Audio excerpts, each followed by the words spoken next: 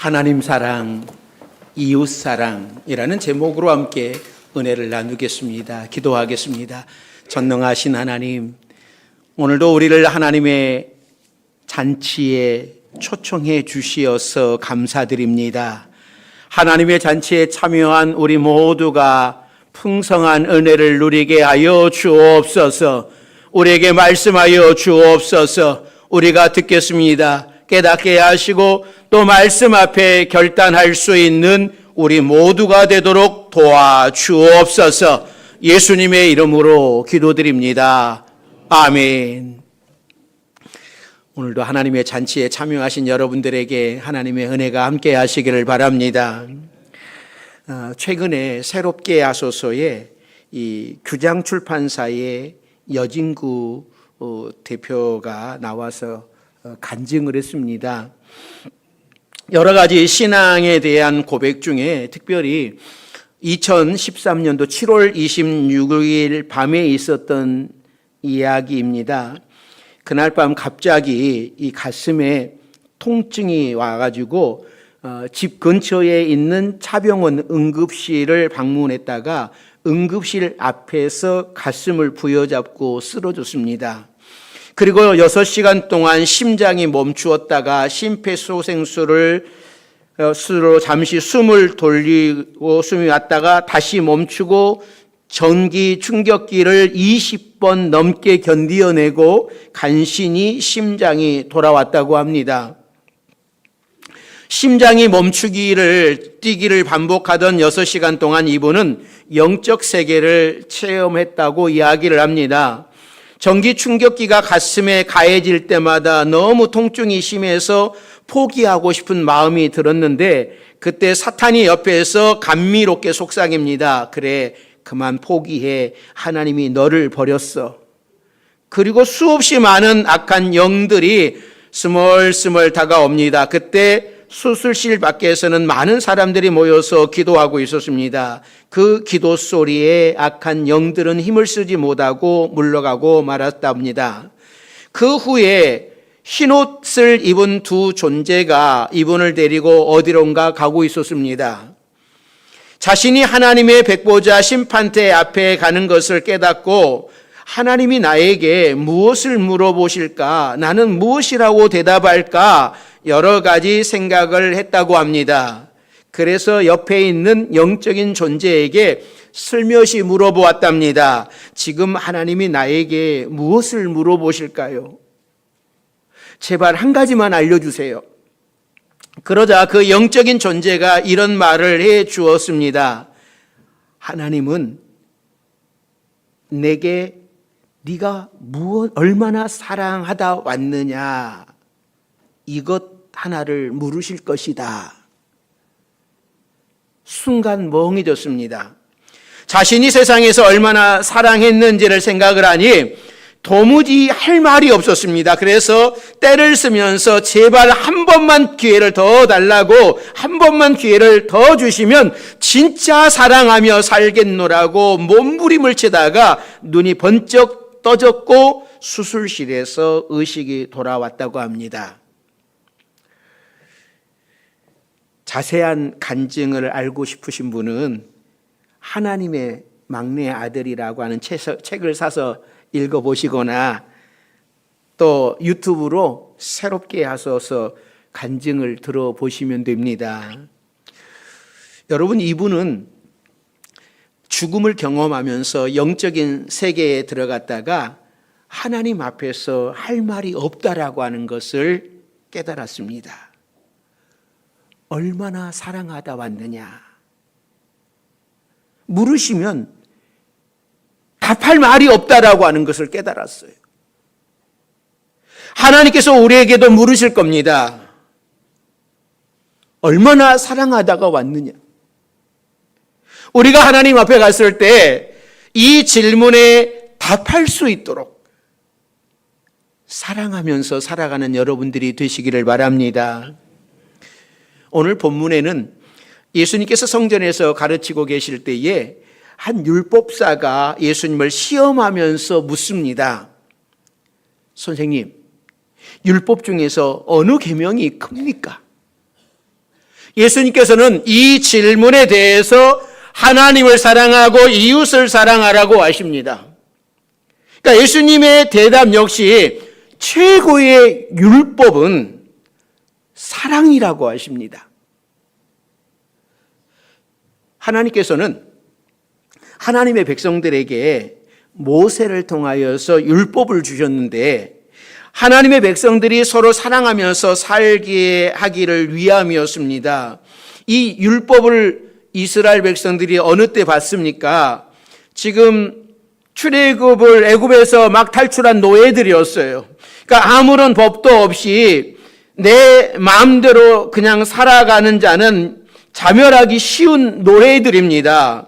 그래서 이스라엘 백성들에게 일정한 규율을 지키면서 살도록, 그래서 하나님의 뜻을 이루는 거룩한 백성이 되도록 율법을 주신 거예요. 그 중에서도 특히 십계명을 주시면서 너희가 이 계명을 잘 지키면서 살아가라라고 말씀을 합니다. 그런데 이스라엘 백성들이 바벨론 포로로 잡혀가 버리잖아요. 그래서 포로로 잡혀간 이스라엘 백성들이 생각을 하는 겁니다. 우리가 하나님의 백성이고 하나님의 자녀인데 왜 우리가 망해가지고 이렇게 바벨론 포로로 잡혀왔는가? 왜 포로로 잡혀온 이유가 어디에 있는가? 이것을 생각하게 됩니다. 그리고 그 생각 가운데 도달하게 된 결론이 뭐였냐면 우리가 하나님의 계명을 지키지 않았기 때문이다. 그래서 우리가 포로가 된 거고 우리가 가나안 땅에서 쫓겨난 거고 우리가 망하게 되었다. 그러면 어떻게 우리가 이제 살아가야 되냐? 포로로 돌아와서 그들이 이제 계획을 세워요. 어떤 계획을요? 계명을 잘 지켜야겠다.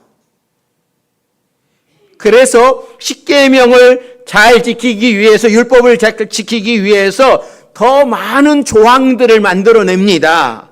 십계명의 글자가 총 몇 글자로 되어 있는지 여러분 아십니까? 613이에요. 이 글로 되어 있어요. 그래서 613개의 율법을 이제 만듭니다. 이것을 더 적극적인 율법 243개의 조항, 또 소극적인 율법 365개의 조항으로 나누어요. 그러니까 248로 나눈 것은 우리의 몸 지체가 248개로 되어 있기 때문이라고 합니다. 또 365개로 나눈 것은 1년이 365일로 되어 있기 때문입니다. 결국 이스라엘 백성들은 십계명과 이 율법을 지키면서 남을 정죄해요. 심판하면서 살아왔어요. 그래서 예수님 시대에 이 바리새인들, 서기관들, 율법사들, 이 많은 사람들이 율법을 그렇게 613가지의 율법을 가지고 탁탁 들이대는 거죠. 얼마나 남을 정죄하겠습니까? 그러면 자기는 그렇게 살아갈까요? 문제가 여기에 있는 거예요. 자기는 그렇게 살아가지 않으면서 다른 사람에 대하여서 정죄하고 심판하면서 살아왔어요. 그러니까 예수님께 와서 질문한 이 율법사도 어려서부터 율법을 잘 지키면서 살아왔다고 자부할 수 있었을 겁니다. 그래서 예수님 앞에 와가지고 자신 있게 어떤 계명이 가장 큰 계명이냐고 질문을 하고 있습니다. 예수님이 어떻게 대답했는지를 보겠다라고 하는 거죠. 그러니까 율법사들은 이 간단한 10개의 십계명을 613개로 나누어서 세분화시켰지만 예수님은 오히려 2개로 요약해서 말씀을 합니다. 이 모든 율법은 이 2계명 안에 다 들어간다고 하는 거예요. 그것은 하나님 사랑, 이웃 사랑, 이 2계명을 또 하나로 한다면 뭐라고 이야기를 하겠습니까? 사랑이겠죠. 마음과 목숨과 뜻을 다하여 하나님을 사랑하고 이웃을 내 몸처럼 사랑하는 것. 우리도 이 두 가지 계명을 지키면서 살면 온 율법을 다 이룬 겁니다. 그래서 사랑하면 율법을 완성하게 되는 것입니다. 그러면 하나님을 어떻게 사랑해야 됩니까? 예수님 말씀대로 마음과 목숨과 뜻을 다하여 하나님을 사랑해야 됩니다. 하나님께서 이스라엘 백성들에게 이 말씀을 주실 때는 아직 가나안 땅 눈앞에, 가나안 땅에 들어가지 못하고 눈앞에 있는 이 모압 평지에서 머물고 있었을 때 주시는 말씀이에요. 그러니까 신명기 6장 5절에 너는 마음을 다하고 뜻을 다하고 힘을 다하여 하나님을 사랑하라고 하셨습니다.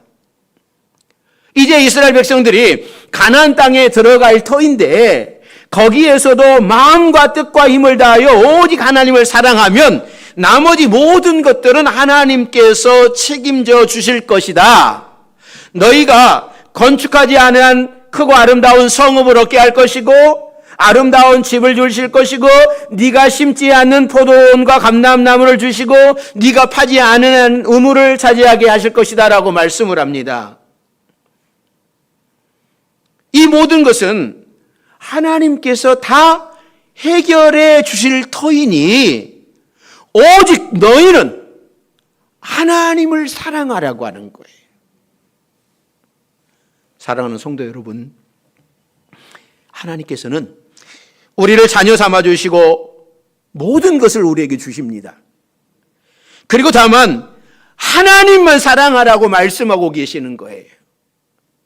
마음을 다해서, 목숨을 다해서, 뜻을 다해서 하나님을 사랑하라 말씀을 하는 거예요.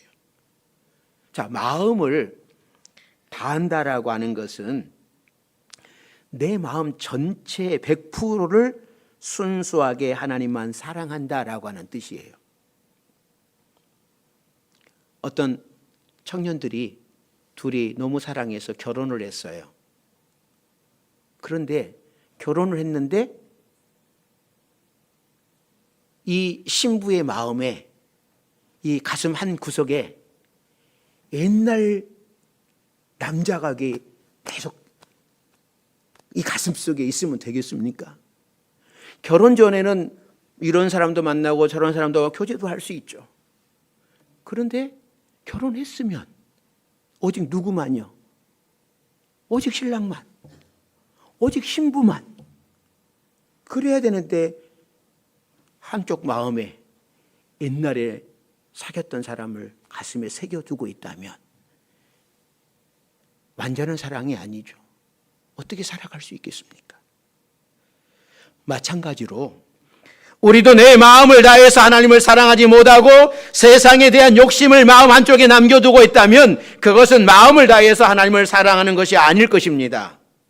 하나님께서 모든 것을 다 책임져 줄 것이니 온전히 온 마음을 다해서 나만 사랑하라고 하십니다. 온 마음을 다해서 하나님을 사랑하는 여러분들이 되시기를 바랍니다. 또 하나님은 목숨을 다해서 사랑해야 된다고 말씀을 해요. 이것은 생명을 걸고 사랑하라고 하는 겁니다. 하나님을 위해 죽을 각오를 하면서 사랑하라고 하는 거예요. 목숨 걸고 사랑해야 됩니다. 왜냐하면 예수님께서는 이미 우리를 위해 목숨을 거셨기 때문이에요. 나를 위해 생명까지도 아낌없이 주신 그 예수님의 사랑을 받았으니 우리도 생명을 다해서 목숨을 걸고 하나님을 사랑하는 여러분들이 되시기를 바랍니다. 또 하나님을 사랑하되 뜻을 다하여 사랑하라고 말씀을 해요. 다니엘은 하나님을 사랑하는 일에 뜻을 정했습니다. 바벨론 포로로 잡혀간 후에 궁중에서 교육을 받을 때에 궁중에서 주는 음식으로 자신을 더럽히지 않고 나는 하나님의 백성으로서 정결한 음식만 먹기로 뜻을 정했을 때 하나님께서 다니엘의 계획을 도와주셨습니다. 그러니까 어떤 상황이든지 하나님을 사랑하는 일의 뜻을 정하면 그 누구도 막을 자가 없는 겁니다. 우리가 뜻을 정하지 못하고 세상 물결에 이리저리 휩쓸리게 되니까 오히려 더 손가락질 받는 거예요. 우리는 하나님의 자녀임을 명심하고 거룩한 삶을 살기로 뜻을 정하는 여러분들이 되시기를 바랍니다. 성전을 나가면서도 내가 하나님의 자녀답게 살아가리라. 뜻을 정하시고 나가셔야 됩니다. 그러면 사탄이 함부로 우리를 건드리지 못하는 겁니다. 세상 사람도 우리를 어찌할 수 없는 거예요. 하나님만 사랑하기로 뜻을 정하고 살아가는 여러분들이 되시기를 바랍니다. 두 번째는요, 이웃사랑입니다.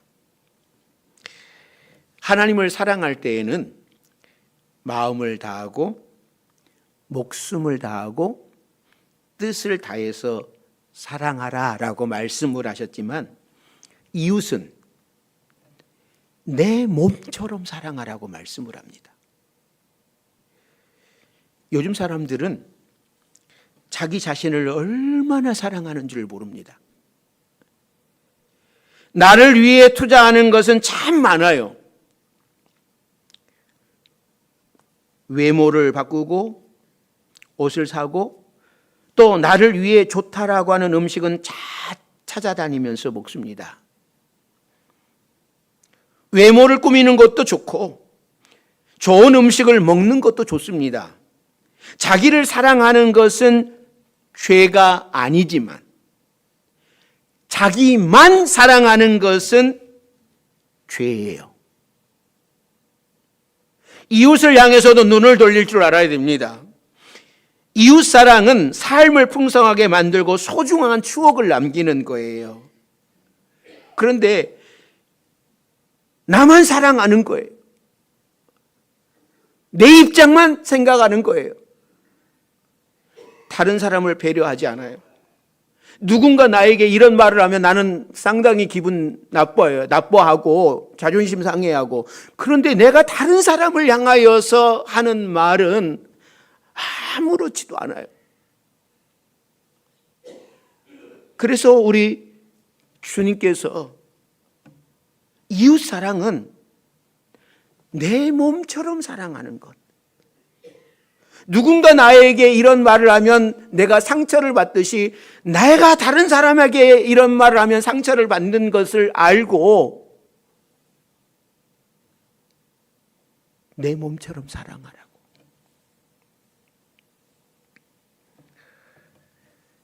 나만 사랑하는 것은 불행의 시작이고 남도 사랑하는 것은 행복의 시작입니다. 여러분, 교회 생활을 잘한다고 하는 것은 그 잘한다고 하는 기준이 어떤 것이겠습니까? 주일을 성수하고 온전한 11조를 드리고 헌신적인 봉사를 하고 그리고 새벽 기도를 하는 것도 교회 생활을 잘하는 표시이지만 역시 교회 생활을 잘하는 가장 뚜렷한 표시는 교회와 성도를 사랑하고 구체적으로 나눔을 실천하는 겁니다. 우리의 신앙은 하나님의 말씀을 통해서 씨앗이 뿌려지고 성도의 교제를 통해서 신앙이 성장을 합니다. 그래서 나 혼자만 믿는 신앙은 위험합니다.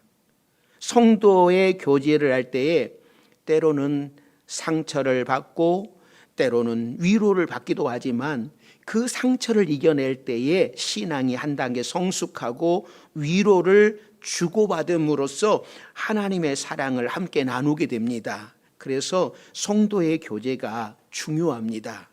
여러분, 어떤 방법으로든지 성도의 교제를 함께 나누며 이웃사랑을 실천하는 여러분들이 되시기를 바랍니다. 이웃사랑은 멀리 있는 것 아닙니다. 물론 아프리카의 배고픈 아이들을 위해서 내 주머니를 터는 것도 이웃사랑이죠. 북한 동포들을 위해 성금을 보내는 것도 참 좋습니다. 우리 동네에 혼자 사는 분들을 찾아보는 것도 참 좋습니다. 우리 성도들이 이런 일에 많이 참여하셨으면 좋겠습니다. 그리고 멀리 있는 이웃도 섬기고 가까이 있는 내가 가장 잘 아는 사랑하는 이웃들도 섬기십시오. 이것이 예수님의 사랑입니다. 이웃을 섬기기 위해서는 구체적으로 희생의 대가를 지불해야 합니다. 지불하지 않고, 내가 희생의 대가를 지불하지 않고 사랑해 라고만 말할 수는 없는 거예요.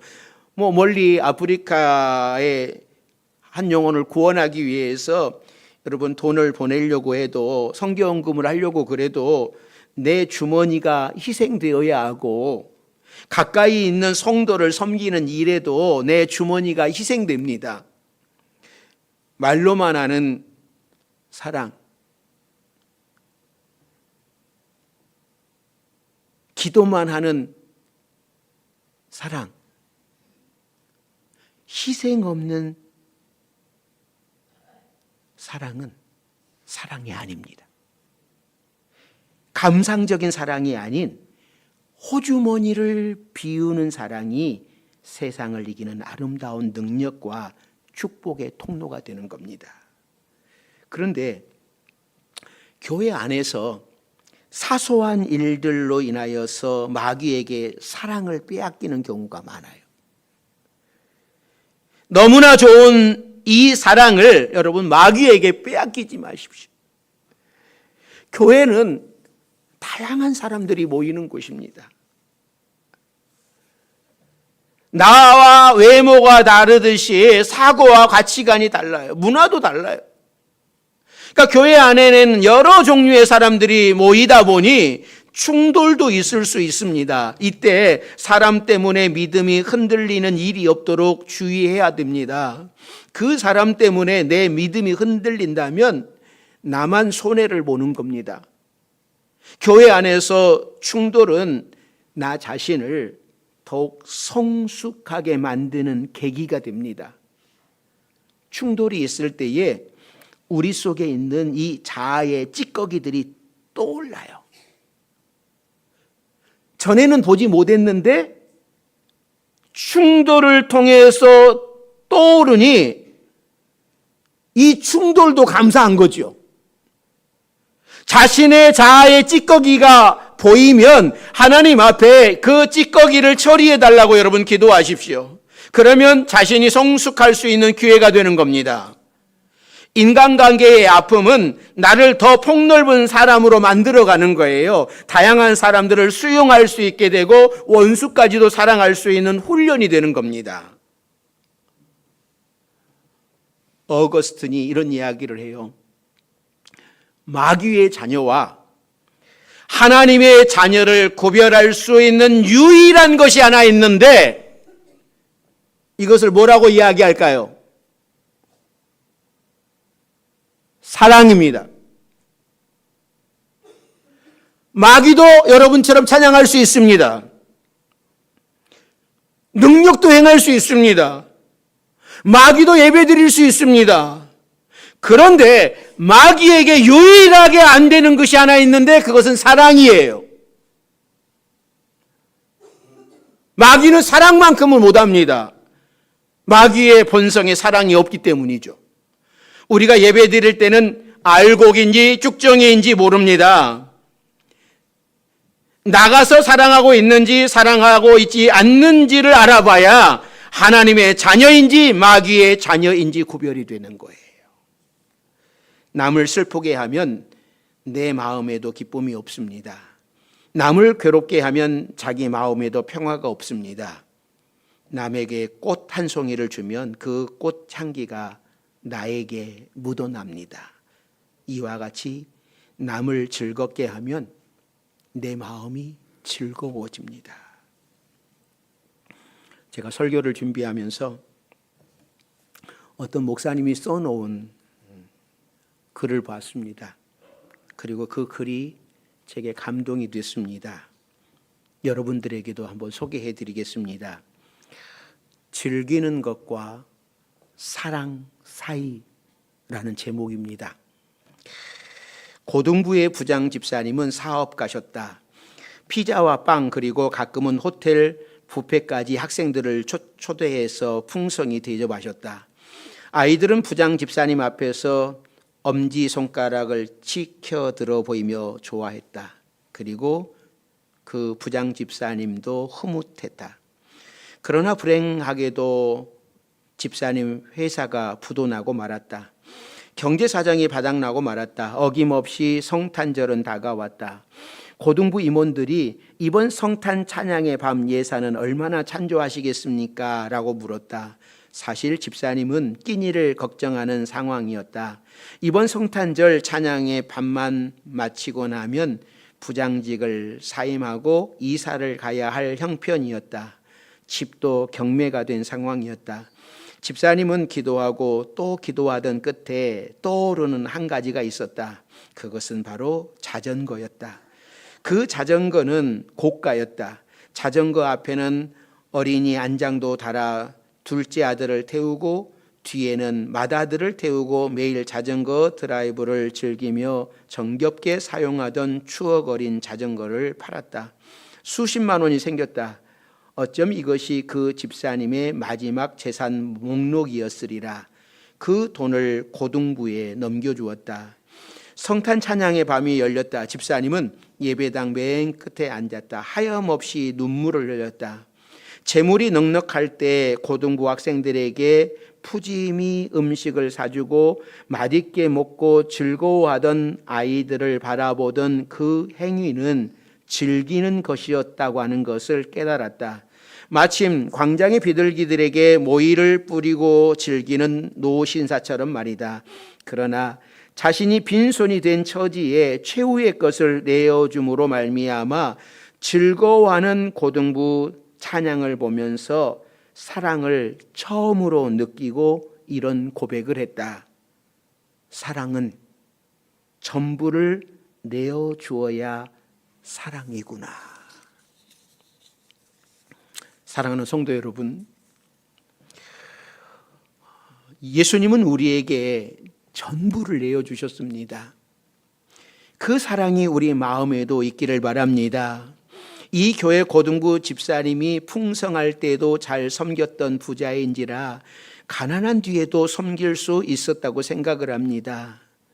풍성할 때에 잘 섬기십시다. 그리고 내가 가진 것이 없을 때라도 섬길 수 있고 사랑할 수 있다면 그 사랑은 하나님을 닮은 사랑이라고 말하고 싶습니다. 율법을 지키면 지킬수록 무겁지만 율법이 다가오면 다가올수록 힘이 들지만 사랑하면 사랑할수록 가벼워집니다. 예수 믿는 것이 어렵습니다. 또 어렵다라고 말할 수 있습니다. 그러나 예수 믿는 것은 어려운 일이 아닙니다. 율법으로 신앙생활 하니까는 어려운 거예요. 사랑으로 신앙생활 하는 사람은 쉽습니다. 예수님을 사랑하기 때문에 예배드리고 예수님을 너무나 사랑하기 때문에 전도하고 예수님을 너무나 사랑하기 때문에 기도하고 예수님을 너무나 사랑하기 때문에 말씀을 지키면 신앙생활이 쉽습니다. 사랑하는 성도 여러분, 사랑하면 율법을 완성하는 거예요. 오늘 올해 주님께서 우리에게 말씀합니다. 제일 큰 계명이 무엇이냐고 물었을 때에 하나님을 사랑하는 것, 내 이웃을 내 몸처럼 사랑하는 것, 이것이 첫째 계명이라고 우리에게 말씀을 합니다. 결국 이 말씀은 우리에게 이렇게 들려지는 것 아니겠습니까? 우리가 하나님을 너무나 사랑하고 사랑하면서 신앙생활해야 되는 것이고, 또 이웃을 내 몸처럼 사랑하면서 신앙생활하는 것, 이것이 하나님의 자녀의 삶이다 라고 말씀을 하시는데, 우리 파주 명성교회 우리 모두가 하나님의 자녀로 신앙생활할 수 있는 우리 모두가 되기를 주의 이름으로 축원합니다. 기도하겠습니다. 사랑과 은혜가 많으신 하나님, 온 마음을 다하여 하나님을 사랑하고 목숨을 다하고 뜻을 다하여 하나님을 사랑하라고 말씀하시고, 또 내 이웃을 내 몸처럼 사랑하라고 우리에게 말씀하셨사오니, 하나님, 우리가 하나님을 사랑하고 이웃을 사랑하며 살아가는 우리 파주 명성교회 모든 성도들이 되게 해 주옵소서. 이것이 우리의 신앙생활이고 우리의 믿음임을 깨닫고 날마다 사랑하며 살아가는 우리 모두가 되게 해 주옵소서. 예수님의 이름으로 기도드립니다. 아멘.